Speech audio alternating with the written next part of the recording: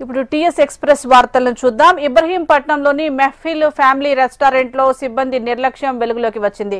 కస్టమర్ల ఆరోగ్యాన్ని లెక్క చేయకుండా నిర్లక్ష్యంగా ఆహార పదార్థాలు తయారు చేస్తున్నారు. రెస్టారెంట్ లో చికెన్ బిర్యానీ తీసుకున్న కస్టమర్ కు ప్లేట్ లో బల్లి కనిపించడంతో అవాక్కయ్యాడు. వెంటనే కస్టమర్ ఫుడ్ సేఫ్టీ అధికారులకు ఫిర్యాదు చేశాడు. పెద్దపల్లి జిల్లా రామగిరి మండలం సింగరేణి సంస్థ RG3 ఓపెన్ కాస్ట్ OCP2 లో బొగ్గు బ్లాస్టింగ్ లో ప్రమాదం చోటు చేసుకుంది. మైనింగ్ కోసం సింగరేణి అధికారులు బ్లాస్టింగ్ చేయగా సమీపంలోని నాగేపల్లి గ్రామంలోని ఇళ్లపై బండరాళ్లు ఎగిరిపడ్డాయి. పలు ఇళ్లు ధ్వంసమయ్యాయి. కొందరు గ్రామస్తులకు గాయాలవగా సింగరేణి సంస్థ నష్టపరిహారం చెల్లించాలని డిమాండ్ చేస్తున్నారు గ్రామస్తులు.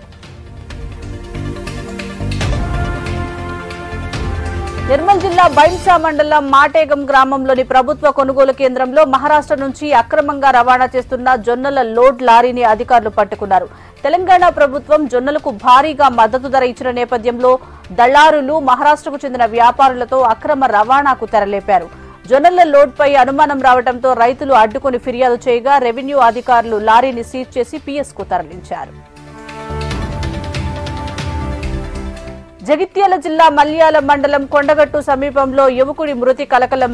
కొడిమ్యాల మండలం రామ్సాగర్ గ్రామానికి చెందిన అనుమల శేఖర్ గా గుర్తించారు. ట్రైన్ తగిలి మరణించాడా లేక ఎవరైనా హత్య చేశారా అనేది సస్పెన్స్ గా మరగా శేఖర్ మృతిపై పోలీసులు దర్యాప్తు చేస్తున్నారు.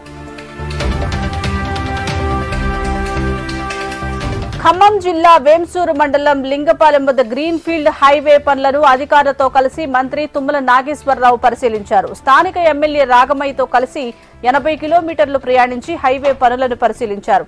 3 దశల్లో జరుగుతున్న 105 కిలోమీటర్ల రోడ్డు నిర్మాణ పనులు చివరి దశలో ఉన్నాయని, ఆగస్టు నెలలోపు నిర్మాణ పనులు పూర్తవుతాయని మంత్రి తుమ్మల అన్నారు.